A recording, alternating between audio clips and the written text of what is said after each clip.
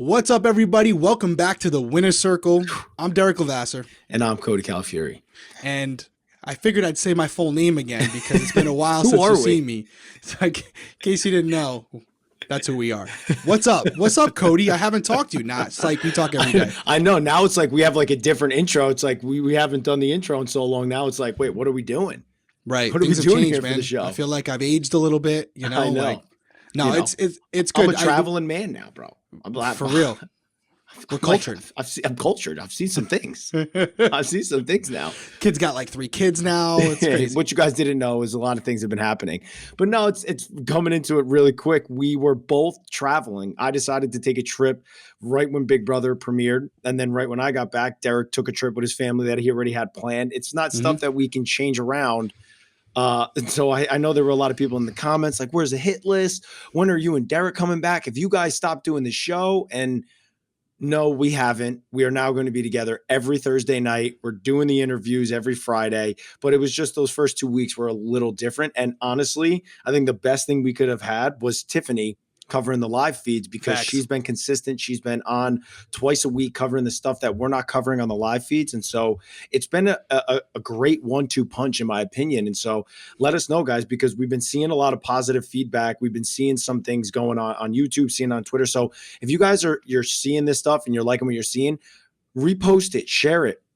Tag us in it when you do so, and we'll make sure to comment. If you guys don't like what we're saying, if you guys have issues with what we're saying, share it as well. It's not a problem. And obviously, you guys already know, like, subscribe to the channel. These are 2 things that drastically help us get into the algorithm of YouTube. And on the audio platforms, drop a 5-star review, leave a comment if you're liking what we're saying or if you don't like what we're saying. But all these things really help our channel grow. And obviously, we're trying to bring in more people like Tiffany to cover different aspects that we're not for you. So we're trying to make this as well-rounded of a channel as possible. And we do appreciate what we're seeing back from you guys. Right. Yeah. And I'm glad you brought up Tiffany. She's an absolute rock star. She's killing it. Love having her part of the team. If you've been living under a rock and you don't know, Tiffany's covering the live feeds and the challenge right now. Her episodes drop on Monday and Wednesdays. And then you have Cody and I on Fridays and then our exit interview on Saturdays. Yeah. Real quick on the, we're doing a little house cleaning because we've been away for a little bit. We do read the comments. So we want to read the comments because we're looking for feedback to constantly evolve, constantly change. And just a couple quick things for people who may not completely get our system. We're only getting 5 to 7 minutes with the evicted house guests now for the exit interviews. We're going to call him out. I thought Cody did an amazing job with Pooch and Amira, and he's my boy, but I'm being honest. I told him that from Hawaii. Yeah. But we're not going to, there's not a time to really get into the weeds of it. And we've offered to do longer versions with Amira, and we're going to do it with Nicole. But we're not in for that gotcha moment where we're going to get 2 questions and we're going to give them 30 seconds to respond. We don't want to be cutting them off. So we're going to offer to Nicole tomorrow to do a longer extended interview where we can really dive into things that you want answered, things that we want answered. There are going to be other interviews out there where they might take their 5 or 10 minutes to just hammer them. And that's fine. There's nothing wrong with that, by the way. I'd watch it. But Cody and I, as former house guests, we know what it's like to come out of there. We're going to hit them with questions. We're not going to completely throw them softballs, but we're also not going to get 2 questions and ask them the hardest possible thing we can ask them when they don't even have a chance to process the fact that they're outside the house. Some of you may like that answer. Some of you may not, but it is what it is. We're going to stay true to what we like to do and how we're going to do it. And like I said, if we have a longer interview, we will hit those areas. And just as one more caveat to that, Tiffany as well. Some of you have said you want Tiffany on the exit interviews. For the reasons I just said, that's why we're not doing it. Tiffany and I have talked about this. She's completely on board. We got 5 minutes and we already have 2 interviewers. We're not going to add a third one. She wouldn't even get a question at that point, or one of us wouldn't. It wouldn't make sense. So Tiffany already knows she doesn't need our permission. She has full, discretionary judgment over if she wants to have them on. I've said to her, hey, if you want to interview every single house guest that comes on, comes out of the house, you're more than welcome to do so. And she'll tell you this to herself. She don't hold back. Tiffany's pretty straight up. She's like, Derrick, I don't even know if I want to interview him because I don't even know if I'm going to behave. Yeah. So that's a little house cleaning just so you guys are in the loop as far as what we're doing, what we're not doing, why we're not doing it. We're loving the growth of the channel. You guys can see the numbers. We're growing exponentially. I think, what'd you say, Cody? We're already over 5,000 subscribers gained just since BB24 started. So we're loving the feedback. We're going to constantly change. We got a lot of things planned for the future, some really exciting stuff at the end of the season, right? Yeah, We were talking I about can't going to wait. be absolute fire. We're going to do the live stream for the finale again, for sure. We've kind of started it. We got to keep it going. Yep. That was the only house cleaning things I could think of. Anything else that you can think of? No, you hit on all of it. And it's the way that we're going about it, because we're two players that have been in the house, come out of the house, and we know, and I'll tell you this straight up from my perspective, the production, the PR team there, they tell these house guests what interviews, are what kind of questions are going to be asked by the different types of interviews. And I know there were interviews that I turned down. I was like, I don't want to answer. I don't want to go on a show like that. I don't want to answer those questions. And I don't want to be interviewed like that, because like, I don't need to be like, oh, gotcha. Like, I just want to get them on the questions that I think people are seeing people are seeing on social media. And so it turned me away from doing a lot of interviews, because quite frankly, I feel like everybody has moments in the house where they're going to come out and be like, man, I wish I didn't say that. Man, I wish I could take that back. And I know we all had that. I know I've had that multiple times, especially playing the game twice. Same. And you as well. And so we don't need to be the two players that, honestly, quite frankly, not to like toot our own horns, like these people know who we are and they respect us. And like, I don't know how they would take it if we just come at them hard. And I wouldn't want that happening. Like some person that I love was Jeff. If I came out of the house and Jeff started just trying to hammer me and like get under my skin, I'd be like, it would completely change my view on him. And that's why we appreciate people that interview like that. And that's why we're going to do that. We're not those type of people that are just looking for that 10-second clip that's going to go viral just so that we can appease people on social media that want a deeper dive. Like, guess what? You guys all have access to these people on social media. You will be able to hold them accountable in the ways that you see fit. Derrick and I, we're not going to give him softball questions. Obviously, like I felt like I held Amira's feet to the fire a little bit, not too heavy. And in the short window you had too. Yeah, and people were still unhappy. Like, listen, we know we're not going to please everybody, but it is what it is at this point. This is just who we are. And so we hope that you can appreciate that. And we hope that you still keep coming back for more. So that's really just kind of some of the things that him and I wanted to touch on before we even got in this episode. And now we're like, No, I think it's good. I think it's good. No, I think it's good because I do think responding to people, and you guys are our family. We're all in this together. We don't grow without you. We've said it a million times. So you do hold us accountable. And there are things that you guys have suggested that we do. Like, for example, tonight we're bringing back the hit list simply because you guys keep asking for it. We weren't planning on doing it this season. It's kind of late in the year, and not even late, but we like to start from the beginning because it holds us accountable, where if we're wrong and we got to jump them up 4 or 5 spots, that's bad on us. So we got a little bit of a cheat sheet now because the season's already started. So we're still going to do it because you guys asked for it. So there's positives and negatives to the comments, but at the end of the day, it's feedback. For us, it's the only chance we have to get feedback from you guys. And that's some of our rationale behind it. Again, you may not agree with everything. That's okay. That's the world that we live in. Not everyone agrees on everything, and we can still all get along. And I think you can enjoy the content. Find a common ground. Find common ground. And I do think we're down to 5 minutes for these exit interviews, which sucks, to be honest. But we are grateful, if anybody from Big Brother that's watching, we are grateful that we have that time. But I do hope that time gets extended again. I know they're allowing a lot of people to do interviews, and nobody's better than the others. I know there's a couple like Entertainment Weekly, us, they're always going to get their interviews. But I am hoping that eventually it gets back to the 10 minutes, because 5 minutes is really, really difficult. Usually like to give them a softball question, something to warm them up, and then you can go a little deeper because you have the time for it. But 5 minutes, literally 5 minutes, really doesn't allow for it. But we'll keep working it. We'll keep bringing back the interviews. We do, for the most part, you guys do like them. People had a lot of positive comments to say about your interview with Amira as well. So I think we just keep rolling with it. We'll keep making adjustments, and hopefully you guys keep coming back. Yep. And without further ado, let's get into the week of Big Brother that we just saw, starting off with Monty winning the HOH with the competition that I did on All Stars, where you have to like slide the glass down the table, which is a game that I think we all play quite a bit. Maybe when we're boozing a little bit. I've had some fun with that game. I'm not as good as it I'm not as good in the house as I was outside of the house, but Monty wins the HOH. And the week starts off with kind of like chatter talking about who are we going to nominate? Are we going to nominate Taylor and Nicole because we really want to target Nicole? Nicole has been starting to bother people. Everybody starts to really see Nicole for what she is and how she's trying to manipulate situations. She's really not doing a great job of hiding that. And so they're starting to talk about Nicole as a possible target. Or they could go the easy route with nominating Alyssa and Indy and then possibly backdooring Nicole. But then we see this conversation with Monty and Taylor. And Taylor ultimately just kind of like levels with them and says, Monty, I don't want to go on the block anymore. Like, I've just been public enemy number one. I'm in this alliance and I want to have a week off. So like, can you please give me a week off? And for Monty, I thought it was pretty good and he played it really well, in the sense of like he wants to build that trust, and everybody in the alliance was on board with it, right? And it's a good thing. You form this alliance. Taylor was a crucial part to have the numbers, right? The 7 people in the alliance is a big part of having the majority in the house. And the first thing you do to solidify that would be to put her on the block. Like that's not great.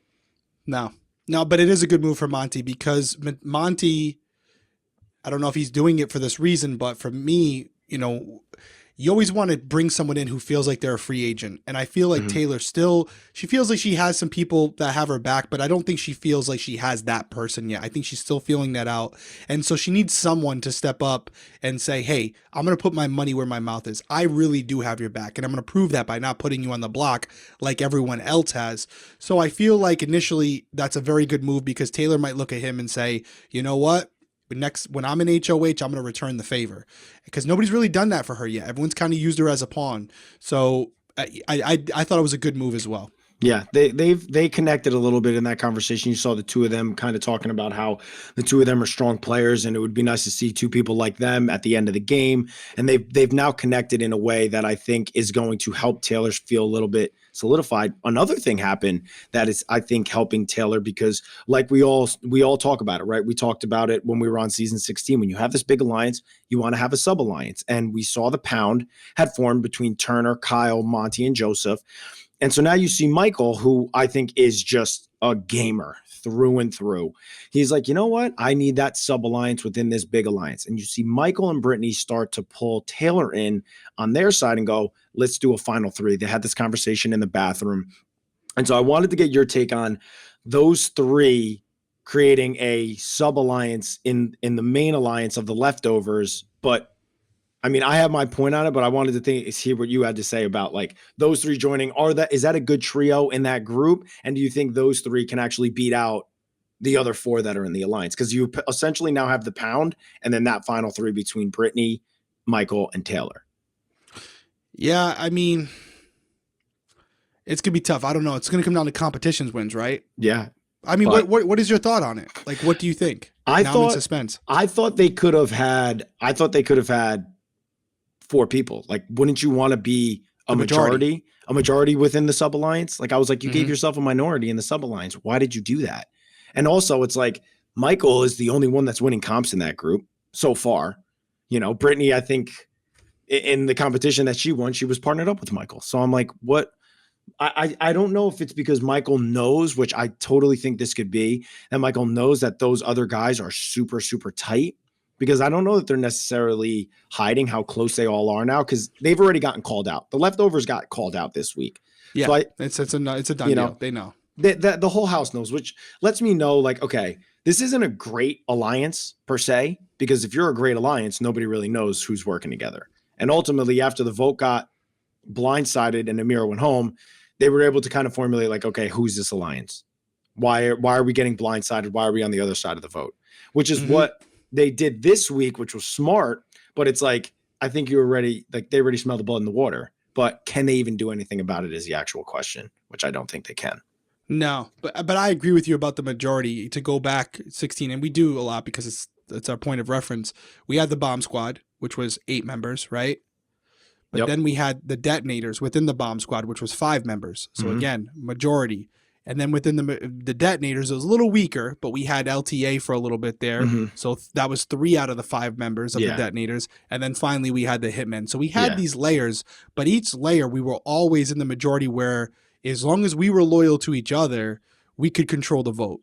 And you do bring up a great point. If they're not in charge for the week and they want to make a move, they don't have the numbers to do it if the remaining members feel some type of way. So I think you might be onto something. It's very obvious that there's a bromance with the Monty and Kyle and Joseph. They're just like, their relationship now is almost beyond game. When you see it, like they're actually tight with each other. You can tell there's a bromance there. And once that happens, it is hard to kind of infiltrate that, because once it goes beyond just strategy and it's more like, hey, we just like hanging out with each other. That's tough that's tough to break, man. It's tough to break. And it goes the opposite way. Like you have Nicole, where at first everyone loves her, but then there's some things where people just aren't connecting with her and it's like they can't stand her. Well, this is another side to that, where once it crosses over to just like, hey, I just like being with this person, whether it's a bromance or even just a showmance, that's hard to kind of infiltrate and create cracks within. Yeah, well, you saw that kind of happening, which kind of brings us to our next point. Michael comes up with this great plan and he pitched it perfectly to the alliance and got the alliance on board, which again, we were talking about this earlier. It shows how Michael just has this grasp on the game, and it's when you're not in power but can still sway the group. That's the best player in the house, the one that can do things even when they're not in power. And he gets the alliance to get on board with actually keeping the nominations the same and sending Alyssa home that week. And then you saw the dilemma with Kyle and the dilemma that Kyle's now in, because now all of a sudden Kyle is like catching feels. A week ago, Kyle's talking about sending Alyssa out the door cold turkey, doesn't even care about her. Savage. And now this week, this kid's like drooling at the mouth every time she walks by and a breeze touches him. He seems to be like catching it. This kid's walking around fully erect half the time he's in the house, and he's talking about how horny he is. I've caught him on the live show like 4 different times saying he's horny. I'm like, Kyle, get a grip, guy. What are we doing here? It's interesting to see in that house, because we don't see it on the outside, but the Big Brother, when you're living in there, it actually becomes your world. It's like living on a deserted island where like you've crashed, and then people can either really bother you or there's like a love that forms for friends and for others. And I think like someone like Alyssa, he may have met initially in the outside world at a bar or something like that, and there may not have been a connection there.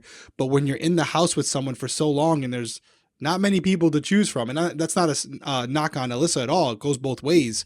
So I could say the same about Alyssa looking at Kyle a certain way.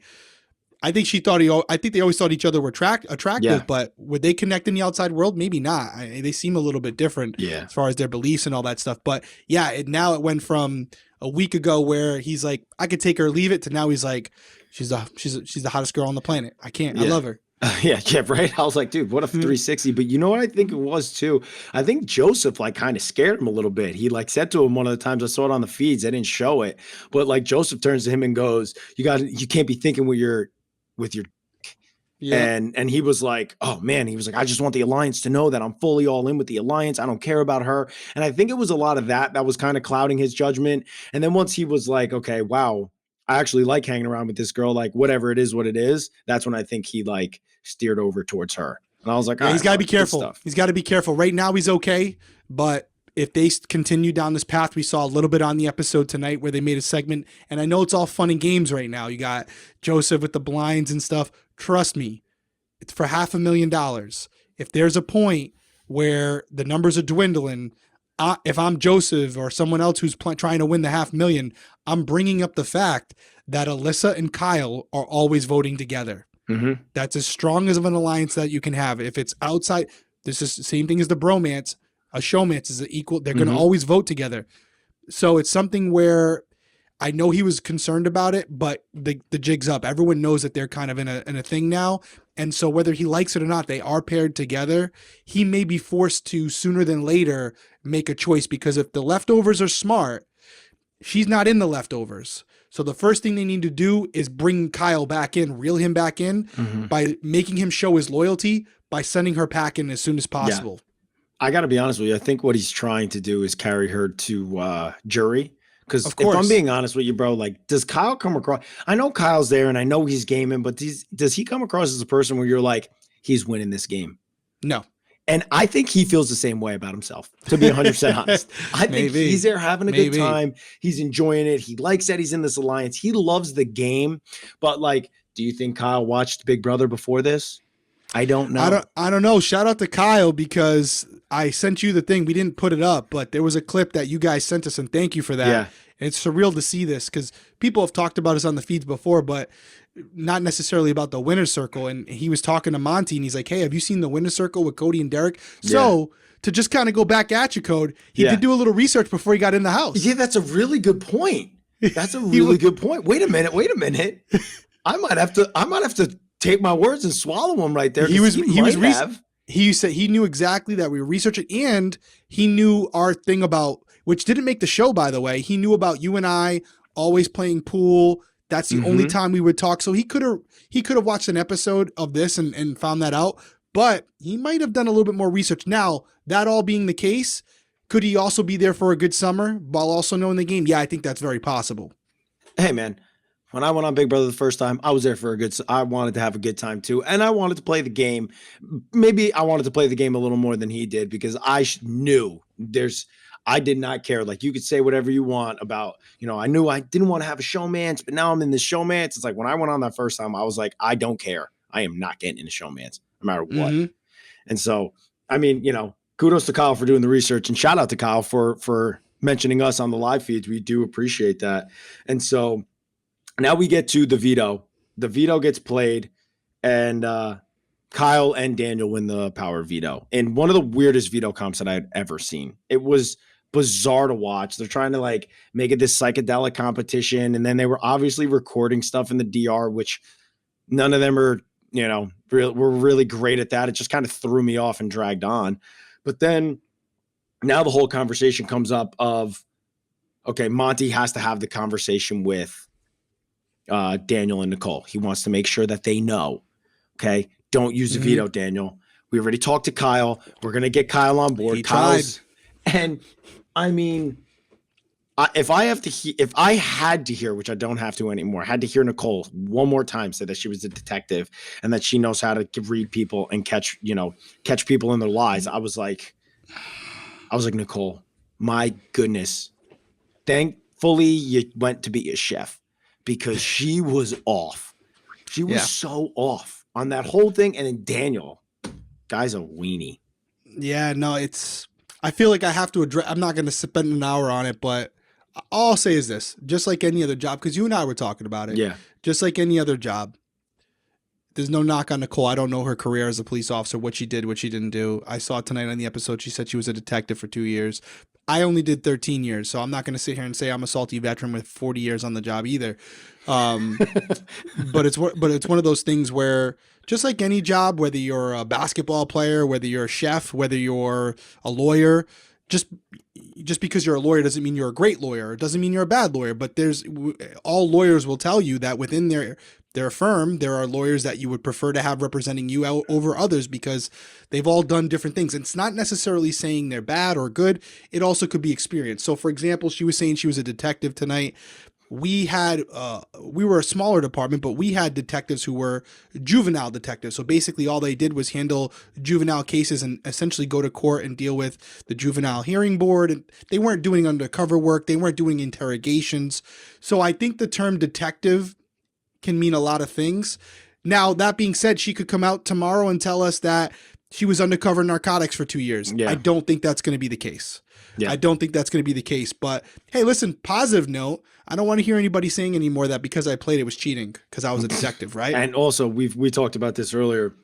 How many guys and girls have come in? I think Nicole was the first girl. A lot of guys came in after you. Kathy. We had a cop, Kathy. That's right, Kathy. Man, she was not great. Then we had Glenn. Then we had Steve. So we had all of these other We had detectives. an FBI agent, which was Steve, 4. Right? No, FBI agent was way back in the day. I can't remember his name, and I apologize. But he played years ago, like one of the first 5 or 6 seasons, and he didn't do great. Yeah. So they're in this conversation with Monty, and they're talking, and I don't know from what Monty was saying in that conversation. Maybe you could shed some light on it. Made them think, oh, he's backtracking now because Taylor doesn't have the votes, which, hello, ding dong. Everybody's been getting flipped out over Taylor the last 2 weeks. But I guess from that conversation, you realize that the votes are not in Taylor's favor. And so, you know what, Daniel? Even though he wants you to not use it, you're going to use it anyways. That was probably one of my favorite lines. He goes, I know you don't want me to use it, but I'm going to use it because you don't want me to. I was like, Daniel, Yeah. my goodness. Daniel definitely is one of those people where he's brought it up all season. This is a super fan. Sometimes you can overplay, and he's definitely overplaying it. And I do think paranoia plays into it, where you're constantly overthinking things, and everyone's out to get you. And he's seeing people go up in the room, and he's thinking, they're telling me one thing, but what is he really trying to get? What's the actual agenda behind his words? And I'll say, just the move in general didn't make sense to me because, yes, I know that it was Alyssa and Indy, right? They were two people that were on his side, and he was afraid of losing a number. But to risk putting up your number one just to get out someone who, in Daniel's opinion, isn't really that big of a threat. Like, she's someone who he just doesn't like. He personally doesn't like her. That's clear as day. Yeah. It was a misstep, and it came back to bite him. And that's something right there we were talking about, where you can go from winning the first HOH to not making jury. And if he doesn't win HOH, I'm not spoiling anything here. If he doesn't win HOH tonight, he's more than, unless something crazy happens in the house this week. Yeah. Michael has another agenda other than Daniel. He's going home. Yeah. He ain't wrong. He was saying at the end of the episode tonight, just buy my ticket. Yeah. Buy my ticket. And you know what I saw? It was like, I couldn't wait. They're going to use this sound clip. And it was like, I can't believe I have to live with these people. And then it was like, I was like, they're going to use that on the intro for the next episode. You know, when they do that, they show like Julie does her little intro, and then they're going to show that, and then they're going to get into the episode. I was like, Daniel, thank you for that soundbite. Over under, how high of a chance is it this week Daniel blows up? I mean, what's the over under? If he doesn't win tonight, what's the likelihood you think he blows up if he doesn't win HOH tonight? He's containing it just to see if he can win HOH. I think he blows up on the house. He could even self-evict. He I don't know, man. I don't think he would self-evict because the super fan in him wouldn't let him do it. But I think that he will. I mean, we've already seen him blow up, right? Like, he's gonna blow up. He loses the HOH, and say like Taylor walks by him and like looks a certain way in his direction. He may like freak out and say that she's trying to like manipulate, mind game some situation that is happening in the house, and he's gonna blow up on her. And so I mean, he needs to, if he really is a super fan, man, he needs to dial it down. It's like, bro, you got, and you did it to yourself. No, there is nobody, and maybe that's why he's being so hard on himself. There's nobody to blame but himself. I get that you saw the vote get flipped. I understand that you feel like an idiot being on the outside of it, but we talk about this all the time, right? When you're in that house, you have to bite the bullet. You have to go in and be as nice as possible and be as cordial as possible with everybody, no matter what. You got nominated, you go up and make somebody feel like there's no threat. You're not a threat to them. You get blindsided on a vote, you make sure that nobody in there feels like it's blindsided. Be like, oh man, I would have voted with you guys. I had no problem sending her home, but like, you know, go the other way. Just swallow your pride a little bit. And now even in this situation, just swallow your pride, Daniel. Like, you brought her into this situation. She now went home. Whether or not you feel bad, you feel horrible, like it's your fault, you're not here to do anything but win the game. And you literally said it to us when Nicole got evicted. He goes, you know, you can't split the money at the end. So you know what you're playing for. Play the game. Yeah. Swallow your pride and play the game. And for people who are watching who have aspirations to go on, you're never out until you're out. As you could see with the Alyssa thing that this went down this week, you never know what's going to happen. And one conversation, one sentence you say might flip a switch in someone's head. So like Cody just said, you go up there, you make them all feel what he's doing right now, separating himself from them while they're all in the kitchen. They're basically like, he's already checked out. He's an easy vote out. We're all here. This is an easy week for all of us, right, guys? We're all in this together. Let's just get him out, and then we can continue playing the game. But let's not ruffle any feathers. Let's just get him out. He should be out there talking to everyone and just slowly chipping away at their walls and trying to say, hey, listen, I'm a free agent. If you're looking for a number, I might be that number for you. Will it work? You know, probably not. Mm-hmm. But what's worst case scenario? You go home. Yeah. Well, you're going home anyways, so you have nothing to lose and everything to gain. So if you get the chance to go on the show, don't do what Daniel's doing. As a super fan, he should know that this is not the move. This is not the chance. This is not how you turn it around. You don't know Nicole that well. You might never talk to her outside the house other than, hey, how are you? Mhm. You're still in the game. Be happy about it and use that time that you have left to try to make a difference. I'll tell you right now, if I was Daniel, the first thing I would do, and I got to be honest with you, he's, I feel like he's on his way out because I do think he's going to blow up. The first thing I would do would have been immediately like, okay, we got. I can't believe I just did it to my friends. Man, I'm such an idiot. I would go for the sympathy route. Like I would go the route of like, wow, I can't believe I'm alone, because they had a final two and it was obvious. I heard their names getting brought Tears? up together. Are you pulling tears? I don't know, bro. The acting skills could be coming out. I don't know. That's what I'm saying. I don't know where I go. I better see crying. I better see crying. I'd go the route of like, I can't believe I just did that to my best friend. Like, wow, I'm so out in this house. Like, I'm lost. I have no idea what I'm doing. And just kind of go the sympathy route of like, kind of being like, I am a lone wolf, but not go the route of like, hey, I'm a lone wolf. I could be used in your favor. I'd go the route of like, hey, I'm a lone wolf. Feel bad for me and go for somebody else. That's how I would go about it, to get like people to be like, man, are we really going to put him on the block? This guy is all by himself. Hey, maybe we could use him. I don't want them to say they can use me because I told them that they can. I want them to feel that organically. So I'd go the route of like, hey, because I tell you right now, there's people like Joseph who I think are always like thinking things like this. But then again, I don't know that Daniel has made everybody feel like very comfortable. And I definitely, after how tonight went, I don't know that he's going to go this route, but I would think that would be the best bet for him, is go like the sympathy route. Like just feel sorry for yourself and make everybody else start to feel sorry for you. And then maybe they go after Alyssa. Yeah. I don't know. And then you make jury, and then who knows what happens. No, I think you bring up a great point, though. It's beyond game. It's an uncomfortability because of the aggressiveness. Like even the comments, while in his face, you can see the anger, and that makes people uncomfortable. You're living in the same house with him. It happened with Devin. It happened with Devin where it wasn't only strategic. He was starting to become aggressive. He came up to the room. He was like shaking my hand, but he's like squeezing it extra hard. He's like kind of like surrounding you, and he just became something where man too. Yeah, dude, he would crush me like in a heartbeat. I was like, if this guy grabs me, I'm just gonna scream and just hope I don't pass out before security gets in here. No, I mean, it's one of those things where he was just like. And it wasn't even like a physical thing, right? It wasn't even like a physical thing. I know we're joking, but it was more like a presence. I don't know if you experienced it, but like he would talk to you, but he's like, we were completely like nervous about him when he was just constantly going off the rails, and everyone was kind of on board with it. And I think that everyone's like waiting for Daniel to pop off, and it makes it uncomfortable. You want to have fun in there. It is a game, but you want to have an enjoyable time. And if you're looking at someone and you're walking on eggshells because you're afraid you're going to say something that's going to make them scream at you, which he's already done, by the way. I haven't had a chance to weigh in on that.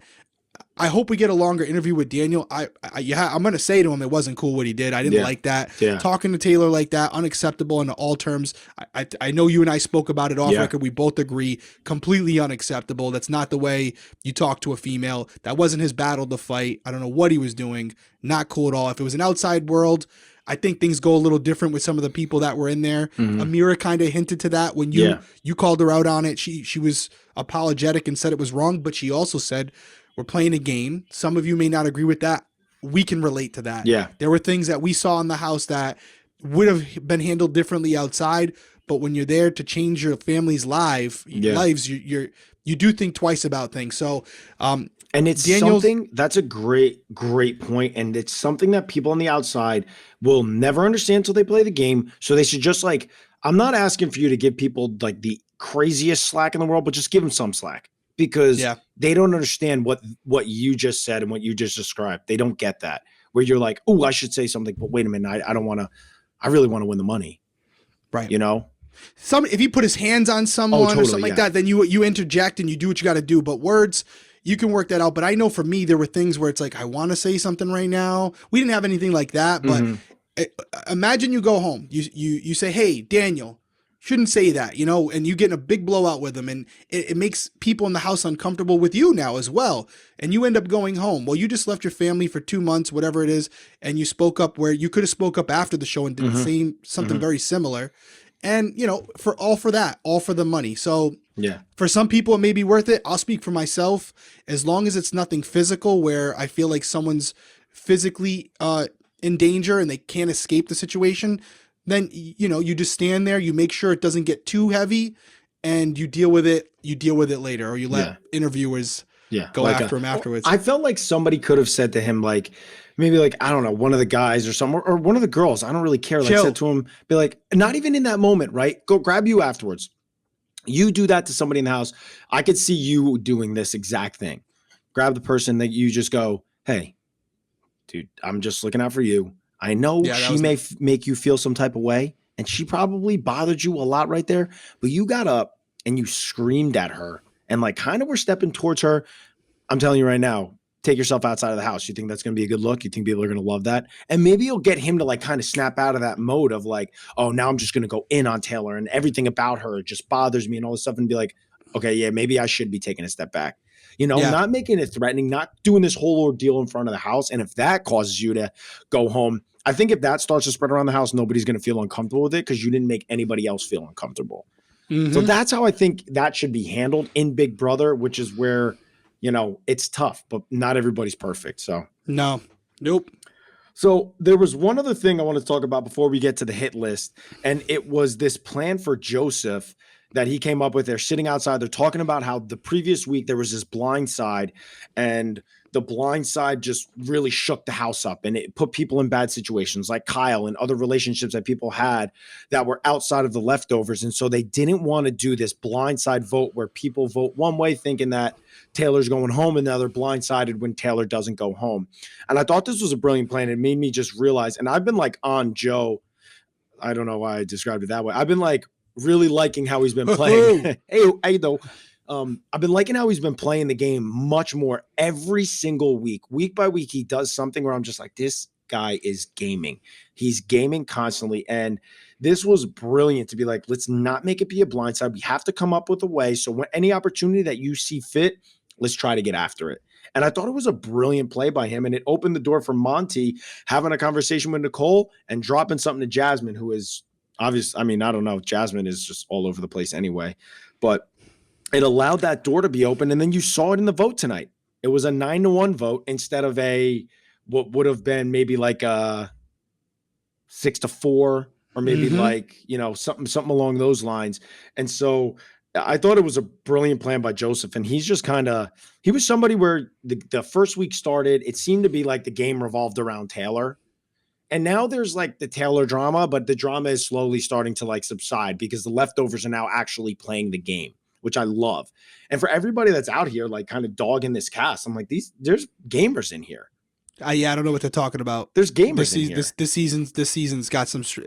They're not all geniuses, but they're playing the game. There's constant strategy talk. They're making moves. They're manipulating the situation. They got a weird twist right now with the bestie twist, but they're making moves with that. They're using that to their advantage strategically. No, this is. I mean, these aren't all Mensa members like Michael. I mean, you got people who just learned the game, people who are recruits. Then you got people who are fans. Considering how early we are in the game, there's some high level skill going on here as far as what they're doing and how they're manipulating situations. There's alliances within alliances. Get out of here. If this doesn't make you happy, if this season doesn't give you the strategic element you're looking for, well, then you might as well find another show. Right? Because you're never going to be happy. I was thinking the same thing. I'm like, everybody gets bothered by the one alliance that runs through from the first week all the way through. It didn't happen early on this season. Then the leftovers formed, and people seem to really like some of the people in the leftovers. Really, at the end of the day, it was really only Taylor that they liked. It was the leftovers. It was Taylor and the leftovers. You know what I mean? Like everybody was like enjoying the leftovers. Like I'll call it what it is. Everybody only liked the leftovers because they included Taylor. Like that's why the fandom got all about the leftovers. I like the leftovers because they started playing the game, and the reason why I liked this because they saw what was happening to Taylor and were like, one, I don't like what's happening personally. This isn't cool. But two, we can use this to our advantage in the game. And like that's strategy. That's strategy. And the alliance in charge right now is not the alliance that was in charge to start the season. So you have a complete flip of the house. Exactly. What else do you want? What else do you want? What else are we looking for here? We had a blind side 2 weeks in a row where actual votes went opposite ways. Yeah, and Nicole knew at the end there, but that was because, again, they wanted her to know. They're trying to ease it going out because Kyle was saving himself by going to them. So it's all strategy. They didn't figure it. Nicole and Daniel didn't figure it out because they knew people started to leak it to them because they wanted them to know. Some of them, at least. Well, that's why I thought this plan was so brilliant by Joseph to kind of keep the leftovers a little bit more hidden, because if they did that blindside and Kyle had to flip, it would have literally showed a clear line in the sand where who the leftovers were. Because like Terrence seemed to me be coming over to that side. I couldn't tell if he was actually going to do it. But then you would have had Indy, Alyssa, Daniel, Terrence, and Jasmine that would have got completely blindsided and been like, yep, here's our 7, here's your 5. Now we're going against each other. I thought it was a brilliant play by Joseph, which is why he is so high on the hit list right now, which is what we are going to dive into next. Right now. And we're going to do kind of a rapid fire with this, right? We're not going too in depth. We'll kind of be talking about it. Yeah. 12 through 8. Yeah. They're in their own it's pretty tier. Simple. All right. You hit the first one. So we're starting from the bottom, right? Bottom always, man. Bottom up. I'm going to hit the first 3. Yeah. I think that's better. 3, and then I think 8 and 9 are kind of in their own tier with each other because they're really not threats. So the first 3 we have are Daniel, Alyssa, and Indy. That's 12, 11, and 10. Daniel comes in at 12. Alyssa comes in at 11. Indy comes in at 10. The reason why we have Daniel all the way at the bottom of the barrel is because Daniel, we think, and Derrick touched on this a little bit already, we think he's going to blow up. He's going to make himself a target this week. He's going to make himself a target unless he wins the HOH or unless he wins the veto. And then, quite frankly, that's not going to move him up our hit list. It's going to save him for a week, and then he's going to stay at the bottom because then he's going to be public enemy number 1. So Daniel stays at the bottom. Alyssa is right above Daniel because if it wasn't for Daniel being so, I don't know what he was going for and just crazy and putting his closest person on the block, Alyssa was going home this week. And Alyssa and Indy have just been in the talks of constantly being like, okay, one or the other. Alyssa's more of a threat. Okay, maybe we could send Indy. So Daniel, Alyssa, and Indy, those names have been coming up a lot. So we find them at the bottom of the hit list. And we don't think Kyle will save Alyssa. I do not think he'll put his neck out there for her. He wouldn't have done it this week. Yeah, I think he's feeling her. He might put a subtle hint out there that he doesn't think it's time for a go, but he knows that they know that they're in a showmance. And if he pushes it too hard, it's going to make him a target. So without a doubt. I agree. So the next 2, number 9, number 8, interchangeable. Yeah. Maybe Terrence a slight edge, but we have Jasmine at number 9 and Terrence at number 8. And for us, Jasmine and Terrence, they could go home next week. But the thing about them is they're not big threats as of right now. People are looking at them like they're there. They're someone we can use for a number. But are they someone we're concerned about? Are there bigger fish to fry? And the answer is yes. Now, if Terrence or Jasmine start to go on a rampage and win a bunch of comps, that may change. I know Jasmine already has an HOH, but I don't think anybody's looking at that like, oh, she's someone we have to, she's got one leg. I know she's on the crutches now, but no one's really concerned about her. Terrence is only in on the conversations he's allowed to be in on that he's brought into. He's not a mover. He's not making moves in the house. Nobody's saying behind Terrence's back, I wonder what he's planning. Yeah. So that's why we have them at 9 and 8. Great point. Then the next person we have is Brittany, because we have Brittany coming in at 7, because Brittany to us seems to be the bottom of the leftovers. I think she kind of feels it too, because even as she was kind of playing the game, she always seems to be a little down on herself. She seems to only really have Michael, who she trusts fully trusts Michael. And I don't necessarily know how much that'll do, because Brittany has been going back and forth throughout this game, and people have noticed that. I've seen it on the feeds. Everybody's talking about, I've heard, don't trust Brittany. You can't trust Brittany a lot of times. And it's been, a lot of it's been from the people outside of the leftovers. But if that starts to leak into the leftovers, because she was in this all-girl alliance, that kind of, she ran to Pooch with information from Amira. If that stuff starts to circulate within the leftovers, and maybe like, or if that starts to happen, which she's already got caught on it, where she sees herself at the bottom of the barrel and she feels that, and she starts to try to plant seeds with people outside of leftovers, they may be like, you know what, Brittany, you're going home. And they mentioned it already. It was like, okay, Brittany and Michael are on the block. Worst case scenario, if they don't win the veto, the week that they thought they were going to backdoor Taylor, it's like, if Michael and Brittany stay on the block, we'll just send home Brittany. So that let me know right there that the leftovers this was the week that Amira went home. That for me told me, Brittany, you're at the bottom of the leftovers, so that's why Brittany comes in at 7. Yeah, Brittany's a good player. She's a decent player. But sometimes in Big Brother, you have people who are decent players but just never get a solid footing to start, and then they're always playing catch up. And I feel like Brittany, you said it, she has Michael, but she really doesn't have anybody outside of that. And as the numbers dwindle, you're going to need a few people to go to battle for you, and she doesn't really have that. Yeah. Number 6, we have Taylor. Now, we know Taylor's a huge fan favorite. We're judging this on gameplay, where we see them going in the future, how they're going to stack up. We know right now she's a big part of the leftovers. She's a big reason that the leftovers was created, as far as the theory behind it, the theme, trying to protect her, bring her into something. Taylor's got to play some game now. She's got her arch nemesis out in Nicole.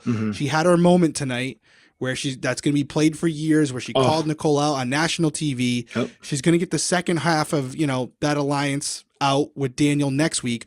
Well, then after that, at that point, Taylor is now an equal. They saw Daniel and Nicole as kind of the bullies, not treating her well. Yeah. And so she's got that for another week, but then it's going to be like, okay, Taylor, now we got the people out that weren't treating you right.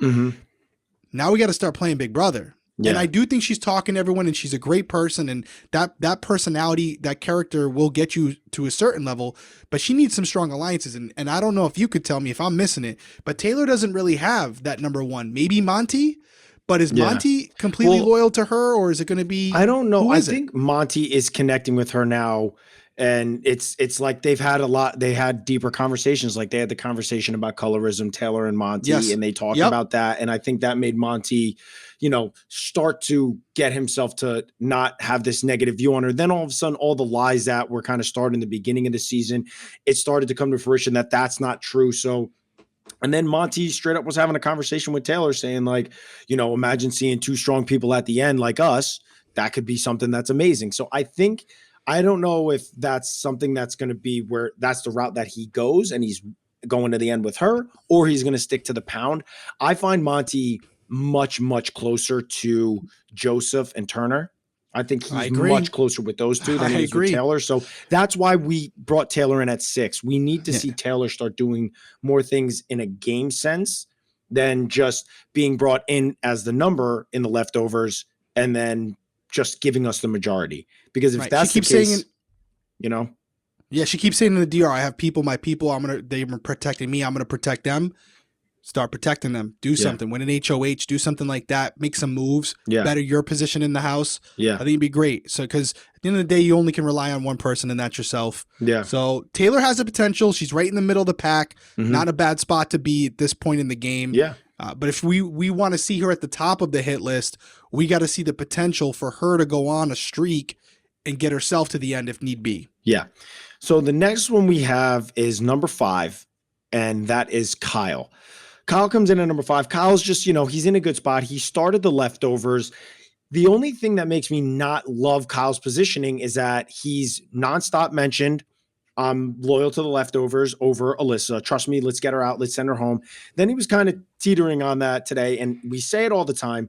We know that he wouldn't have done it because he was saying stuff on the feeds, but then you get him in the DR and you can tell that it's pulling on his heartstrings. What's going on with Alyssa and blindsiding her and making her upset and making her feel like she can't trust him. I'm telling you right now, no matter what he says on the feeds to anybody in that alliance, you can tell the type of person that Kyle is. It's pulling on his heartstrings. And so I think that's going to hurt his game. I think he'll end up sliding a little bit, but I also think he could end up going up if Alyssa goes home. So Kyle could be in two different situations. The longer Alyssa stays around, the more he's going to slip for me. The quicker Alyssa goes, the more he has the potential to go higher. Because I think Kyle can do well. And I agree with you. And not only that, it's on the feeds. But if he keeps saying, I don't care about Alyssa to the boys, but then they catch him in the room every other second with her, they're going to be like, man, who's he playing here? Is he playing her or is he playing us? It's just going to make, again, BB paranoia. That's how doesn't matter what it is. Yep. He could be telling her the same thing that he's telling you guys, and that's what you're going to run through your head. Yep. Monty, we kind of talked about Monty quickly. He's already shown the ability to win an HOH, and he's someone who shows moments of really high potential, and then moments where I question if he knows what he's doing in there. I do agree with you that Monty's someone who appears to be more loyal to Joseph and Turner, but he also does have Taylor, and I do think Taylor is actually loyal to him. Kind of could look at it. I'm not saying she's this player, but with me, where we have this Victoria type player where she's not going to win a lot of comps for you as of yet, but she's a number during voting. So if he ever goes on the block or anything, Taylor's not going to vote against him unless she has reason to. So as the numbers dwindle, not Victoria, Taylor becomes more she's valuable. not in a Victoria league. She's not. I don't know how else I can say it. She's not. And I love Victoria. Victoria, she don't watch these. She don't watch Big Brother. But she's not. She definitely has more capability, more athletic. She's more personable, things like that. Yeah. I really had Victoria to myself as far as a number. Yeah. So Taylor's someone who, as the game dwindles down, her vote's going to become extremely impactful as far as who goes home, who stays. Yeah. And Monty is physically capable of it. He seems like a smart guy. Good in conversations. I don't think he's the best. I think we have better social players in there. He does say some things sometimes where I think he maybe says too much. He kind of thinks out loud, but he thinks out loud with other people. Yeah. So that could hurt him down the road. But I do like Monty, and if he won the game, I wouldn't be surprised. Yeah. I mean, the other thing that lets me know that Taylor's locked in with him was early on in the game. The whole drama that stemmed with Paloma was Paloma said something to her that made her want to share something in a conversation with Monty that ultimately ended up causing the whole house to target her. It's when she brought up to Monty, hey, Paloma said like she's nervous about the guys being super tight, so just keep an eye on it. And Monty ran to Paloma with that. And so that lets me know like Taylor has extended olive branches to Monty multiple times in this game. And so now is Monty going to actually use it? I don't know. Because sometimes when you have that thought in your head about somebody, it's tough. I think now everybody sees that Taylor has a good heart. She's not this manipulative, vindictive person that everybody thought in the beginning. And so now, it would be nice to see like that side come out. He's got to value her as a game player. Yes, he has to value her as a game player. It's not going to matter. He's got to see, hey, can she help me get to the final two? Yeah, correct. So at number 3, and we talked about this earlier, 3 and 4, Monty and Turner. We could have flip-flopped them, but number 3 is Turner. And your boy. What's up? Your boy. Yeah, my boy Turner. What's his name? His name's Tina. Michael Tina. Mikael Turner. So we got Turner coming in at 3. And honestly, I think that the reason why he's so high for me is because he had a great HOH week. He had a phenomenal HOH week, getting out a mirror, getting that blind side happening, being the first one to like kind of stand up to be like, hey, everybody, the treatment of Taylor was wrong. And he said it in the veto meeting, and he almost came across like you don't think Taylor's going to remember that down the line? Yeah. Taylor's going to 100% remember that. She was crying when he was saying it. And so Turner is in a very good position because I think he dealt that HOH very well. I think he's not going to be viewed as the one person that's really like the mastermind of the leftovers. I think other people are going to come to that forefront. And so I think that he can almost like move up just because I think he's going to stay in the shadows. So that's jury all day. You know what I'm saying? The jury, easy. I think he'll go even further than that. I want to say he's like easily like top 6. Do you think at this point he can win the game though? I don't because I don't think he's going to tell people things in the final 2 that are like, oh, they're going to be like, you know what I'm saying? Like people need to come to that realization themselves. And then when they hear it from you, they're like, exactly. I don't think Turner will be doing that. He'll be trying to like convince people. Yeah. And we have him higher than I think Monty has a better chance than winning than him, but we're going week to week where we think they are in the house right now. Not necessarily the best chance to win. And so that brings us to the next person. Let me take number 2. You take number 1. Got it. Number 2, we have Joseph. And the reason why I'm doing this, obviously, is everybody knows why. If they listen to our first episode, they know who Derrick picked to win, which it was a phenomenal pick, bro. Right. I did. Butter that bread, baby. Yeah, I'm buttering it. Wait, what? I don't know what you're saying tonight. You're on top of Joseph. You're buttering bread. I'm hungry, dude. I'm hungry. So at number 2, we have Joseph coming in. I love Joseph. I think he's my favorite person of the season. I wish I would have picked him, but you know what? It's not my fault because Joseph was an alternate. So maybe I would have picked him because Nicole started spiraling. I was like, I picked Nicole early on. And then by the second week, I was like, dude, this girl is losing it. She was telling Michael that she was a detective. She was like, open up. I was like, you're talking too much. You're doing too much. It was literally week 2 that I already like pulled off. I was like, there's not a chance this girl wins the game. And I wish I would have picked Joseph because, man, he is very good. I'm super high on Joseph, and I love how cutthroat and strategic he is. Now, the only thing is I don't love how he talks a lot. He's doing a lot of the planning outside of Michael. And I'm like, dude, if you talk too much and it gets around and people start to view that as a threat, they may be like, oh, I don't want to sit next to Joseph. And that could hurt him in the end. But, man, he's playing a great game. He was such a great alternate. I'm so happy he's on the season. He's one of those players, again, kind of like a Paul Abrahamian, like comes into the game not maybe a super fan, but just as a smart person Yeah. and learns it, and you get to see the evolution of their game. Totally, where bro. he's just naturally a smart guy. Yes. And so he's putting it all together. That was a great I know what this game is bro. now. That was a great comparison. Putting it all together. Because Paul went from being someone who's there to with a rubber ducky around his waist to like, well, this guy's legit. Like he's spinning everybody. Yeah. And that's kind of Joseph, where he's just naturally good at Big Brother. I know he's I don't know if he's an attorney yet Studying or going to be an attorney. something like that, right? I mean, and just like not always the smartest people just because they're a lawyer, but you could tell his way of thinking. He processes information, he downloads it, and then computes what's the best move. And he does talk a little bit, but he physically, he looks like he has the capability of winning some physical comps, although Big Brother's never been like a real physical game. But he does seem like someone who, if it's mental or if it's something where it's endurance, maybe he would be okay. Although I do think with those big ass arms, if it's like a hanging comp or whatever, I think he's done. I think he's the oxygen to the muscles is going to go quick. Yeah. Can somebody find Joseph's Instagram or Twitter for me? Because I was trying to find it the other day. And so put that down in the comments. Cause I want to, I might want to get a workout in with this guy. I keep on kid. He's 25. He's not a kid. I want to get a workout in with Joseph when we get out of the house, bro. That kid is big. Tonight was not the night to say you want to work out with Joseph. I'm just gonna leave it there. Why, bro? Dude, hey man, he lost his bromance very early with Pooch. We could just want to be on Joseph, house, bro. Just want to be on Joseph. And by the way, bro, if anybody has his Instagram, I mean, I'm not even like I don't care, bro. I'm comfortable with who I am. That kid's body is like sculpted by the gods. He's ripped. He's out of control ripped. He's like the body type where I look at him, I'm just like, what am I doing differently than him? That his body is just chiseled out of his mind. I wasn't. Got to be some genetics. I wasn't that at 25. I mean, I was skinny. No, I wasn't that skinny at 25. But man, he is just. I like the guy. I like Joseph a lot. You got a man crush on Joseph. I got a man crush on Joseph. There we go. Just say the whole episode to say it. It's what it is. It is what it is. All right. So I don't go for the sculpted guys. I go for the smart guys. And that brings us to number one. You just time out. You just spent that whole time saying he's very intelligent. Just because he's sculpted doesn't make him. I'm looking at his personality, Cody. I don't look for the physical aspect of it, obviously. I stick to the mental and what they have inside. And that's why Michael's number one. We're going off in my eyes. Guys, just the first week back, man. Bear with us. We're probably great. No, Michael's amazing. He is. I'm not going to spend all day. He's great. He's got the full package. He knows the game. He's a super fan.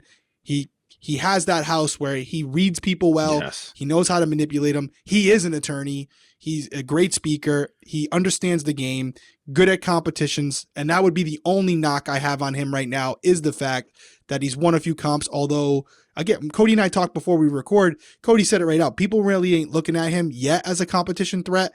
Although I will say this, he is my pick to win. But I feel a little different than Cody, although you kind of agreed with me after I said it. I know that they say, if Brittany and Michael are on the block, Brittany goes home. Mm-hmm. We're getting to the point where if I see Michael on the block and he's not my number one next to someone who's never won a competition, I'm thinking about sending Michael home. Yeah. I really am. But he's not at the top of the totem pole for the leftovers or anybody for that matter. He's not. But let me ask you this. Do you think they're seeing it in the house the same way that we're seeing it outside the house? I don't think they see it now, but if Michael's on the block on eviction night, I'm thinking about who should I send home and why? Because that point I have to. So now I'm sitting there just hypothetically because they're besties. If Brittany's on the block, Michael's got to be there too. So I'm looking at them as players. First off, is Michael my number one? For anybody but Brittany? No, he's not. Right. Is Michael my number two? Is he anybody's number two in there really? Am I missing it? Like who's he? I know he's in the leftovers, but who? He has that final three that Brittany, Taylor, and him created. I don't know. Right. So maybe Taylor, but I don't think Taylor. If Taylor would go with the majority, I think. Mm-hmm. I think Monty, Kyle, Joseph, maybe even Turner. I think they look at that and go, "Can we beat this guy in a mental comp? Can we beat him in something that's got some?" Who do we find? Who do we feel is more of a threat? Right. Can we beat Brittany? But here's the thing. Do you think they'll trust? I think the reason that saves him is because they'll be like, we trust him more than we trust her. And I don't know that they'll think until if it's deeper in the game, yes. And I think as we get deeper in the game, he's going to win more comps. But if it's, I do too. If it's recent, if it's in the next like week or 2 weeks, and honestly, I don't think him and Brittany are going to be on the block within the next couple of weeks. I think they have this planned out. I think they're good. I think Daniel. Exactly. What's going to happen this week is that Taylor just joined, which I wanted to get your opinion on that. Taylor joining Taylor joining Indy and Alyssa, because they're probably going to give, if somebody in the leftovers wins the HOH, they're going to give her a break. They're going to try to keep her off the block, which means that either Kyle and Daniel are going on the block, or a group is going on the block to be pawns to then backdoor Kyle and Daniel, or just backdoor Daniel. Did you think that it was a good? I thought it was good because she joined the only group that had no leftovers in it. But I'm like, how long are we doing this leftover twist? She may ultimately like hurt the bestie twist. The bestie twist, yeah, leftover twist, the bestie twist. Like, how long do you think we're gonna do this for? I think they'll do it until it doesn't add anything to the show. I think it's interesting to kind of know, like, you can't put Daniel up with a pawn right now. You got to put him up with one of your people. Yeah. Kyle's higher on the totem pole. If it wasn't for the bestie twist, right, there's a chance that Monty can't mask the fact that he's putting up Nicole. Yeah. You know, we want Taylor out, Nicole, so I have to put you up. Yeah. That wouldn't have flied if it was just one-on-one. They would have been like, why are you putting me up next to Taylor? Put up someone outside of our agreement. Yeah. But they were able to mask it and get a big target up there without that target really knowing they were the target until it was too late. Yeah. I'm thinking that so it adds a little bit of value. Yeah. I mean, I think this week you're going to see like a Jasmine and a Turner on the block, or a Kyle and a Daniel on the block, because I think they're going to give. What's that? You don't think they go right for Kyle and Daniel right off the jump? I don't know. Well, here's the thing: is that they very well could, because you're playing a competition where there's two of you now. You could be like, Kyle, sit down, throw it. Yeah. Make sure he doesn't win it. They could very well do that, because it's like the battle of the block. How much manipulation we had on the battle of the block, because we were like, we'll just put you up there with somebody, throw it, guarantee it, and then. Well, we didn't have that much manipulation, because the week that we tried to do that, Donnie still beat us. God, Caleb and I sucked. Donnie. By the way, Donnie, great interview with Donnie. You know, and people are like, oh, why wasn't Derrick there? They did not get along. Me and Donnie get along great. He came to my book tour. In fact, he mentioned it in the episode, so it just shows that people didn't even listen to that point. Yeah, and it's fun. I was in Hawaii, and I was like, yo, hit up Donnie. Yeah. Because Donnie's always following the show, and I love Donnie. He's great. Him and I didn't see eye to eye in the house. That's okay. You know, it was one of those things where it was Team America. It was one thing, we were trying to get some money, and I knew Donnie was coming for me, and I was coming for him. Mm-hmm. That was really it. It was simple, but it wasn't personal. It's a game of Big Brother. It's a game of Big Brother. And I mean, I'm cool with him and Jocasta. I don't care about the votes, nothing like that. Yeah, that was the thing that somebody said. I only cried about it last night. Yeah. No big deal. Dude, that's what somebody said something to me. Could have been 9-0. That's right. But I have that over you, Mom. I know you do. Right. Trust me. I'll never live it down. I don't think I've ever brought that up to you. That might have been the first time. No, I love it. I love it. I was smoking a cigar after you won. It was awesome. I loved it. Dude, it's so funny because people was like, Donnie was coming after you. Like, somebody said something to me on Twitter, and it was like, oh, you were so afraid of Kesar. And I was like, this dude was talking about me the entire time. They think that I have this like personal vendetta against Kesar, which I like really liked Kesar, and I enjoyed talking to him in the house. But it was like, he was talking about targeting me, and he was trying to target me. So it's like, when somebody's trying to target you in Big Brother, Derrick, what do? You target them. Simple. That's how the game goes. And I'm just some people just watch this show and they just don't understand the concept. They think because they love a person in the house, and so they think that the reason is personal, when it's just like, no, it's not. Like, Donnie was talking to me about targeting you. So you were like, I'm going to target Donnie, even though we're Team America. And even though I could get paid. I told him, I was like, hey, I know I heard from people coming after me, but it was no hard feelings. And I will say this in relation to Kesar and even Donnie, this isn't a bad thing or a dig. I'll tell you what, it's really easy to get over, and you can attest to this. It's really easy to get over things and not hold grudges when you win. Oh, and Kesar came after you, but you walked away with $500,000. I think you're over it. Yeah. Don't. I actually don't. I mean, no, yeah. I mean, I really like Kesar. I think that's why he's a fan favorite. That's why he's come back. That's why he was able to come back for a second All-Stars after not playing for X amount of years. No hard feelings on any of it. No hard feelings on any of it. It's a game. Any other thing? Any other final thoughts? Nope. Guys, if you've made it to this point. This is a train wreck of an episode. If you made it to this point, just because of all the man crush that I got going on with Joseph, just throw an eggplant in the comments. Oh, throw an eggplant you went there. We are getting there tonight.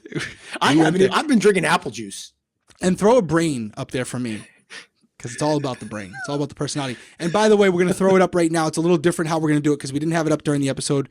Right now on your screen, as you're seeing it, there's the hit list. One more time, in case you didn't have it written down for this week to see how we do weeks going forward. We have Daniel at the bottom, Alyssa, Indy, Jasmine, Terrence, Brittany, Taylor, Kyle, Monty, Turner, Joseph, and Michael. So we'll update it weekly. We'll see how far we were off. We've been pretty good so far with the hit list. I think that's why you guys like it. So we'll see how it works out. One week you can be at the top. Next week you can be at the bottom just by one conversation. Yep. So also, it is official, Derrick. You did better than me this season. My pick has been eliminated. And this is my chance to take the lead because since we've been doing the winner circle, we both picked Xavier. Both of us got it wrong on BB Canada. Mm-hmm. But my guy got second. Time out. My guy got second on Big Brother still Canada. Lost. No. That's not how this works. Oh, okay. Then let's count the BB All-Stars when I picked Cody and Cody won. Wait, time out. That's not winner circle. I was technically, oh no, it wasn't the winner circle yet. That's right. Damn it. That was after you came back. Because we couldn't be the winner circle until you won. Exactly. This wouldn't have really worked. Yeah, it would have been like, I would have still got crucified. Somebody tweeted, which I loved, and somebody was like, well done. Daniel made the dumbest move of Big Brother get removed from Cody. I was like, yes. Take it. Yeah. Nah, so this would be my chance to take the lead. We both got Xavier. We were both wrong on Big Brother Canada. So that's how we're playing it. If you're not first, you're last. So you got to get it. You got to get it all the way right. If you pick them to win and they don't win. Okay. All right. That's fair. And Josh got smoked. By the way. So he didn't even have a chance. Wasn't Josh? Your pick was Josh. Yeah, but he got second. And he didn't even get a vote, did he? So what? He got one vote. Your pick went out fourth, same as Nicole. And how much? And basically, they went home. Well, no, yours went home with more money, essentially, than Herman. Yeah. You're right. He did because he won. No, it's so still you a didn't loss. even pick Herman. I did pick Herman. Oh, you picked Herman. That's right. You're right. That's right. And he went home like what? Third or fourth? Come on, dude, he got smoked. He went home like I still really like your like pick. Herman. Anyway, we digress. So So I have a chance. I'm still in the running. I think he has the potential. He's the guy to win right now. It's his season to win. We'll see if he can maintain it because it's not a sprint. It's a marathon. And every week, one wrong chess move could affect you 4 weeks down the road. Mm-hmm. That's why Big Brother's so fascinating. Yeah. You're setting up right now for the end game. What you do today could affect your ability to win tomorrow. So he has to think ahead. Yes, he's okay right now, but he has to think about who's going to be left in the game when it's time to play. Yeah. And who he's sending home right now could affect his ability to win at the end. So we'll see. I think so far he's played good. I think the people going home are the right moves. Daniel's probably the right move, but then after that, he's got to start thinking about who can I beat in the end? Who do I want to separate and fracture so that it's not a majority alliance in me at the end? Right. Because that could easily happen if Brittany goes home, where he's in the final four with him, Kyle, Monty, and Joseph. Yeah. And then he's in trouble. We'll see what happens. Yep. Exciting stuff. I'm pumped. Why don't you take us out tonight? Oh, you want me to take us out? Yeah, take us out tonight. All right, guys. We're all over the place on this episode. We're all over the place, but if you guys made it to this point, for me, drop an eggplant. If you're here for Derrick, drop a brain. Or you like people with brains. If you like people with bodies, drop an eggplant. But we appreciate you guys joining here. If you haven't done so already, subscribe to the channel, turn on those notifications. We're going to be interviewing Nicole. That's going to be coming out on Saturday. And so there's going to be some questions. Again, we have already touched on it. It's not going to be long, but if you guys are liking the content, be sure to drop a comment, man. And we will see you next week.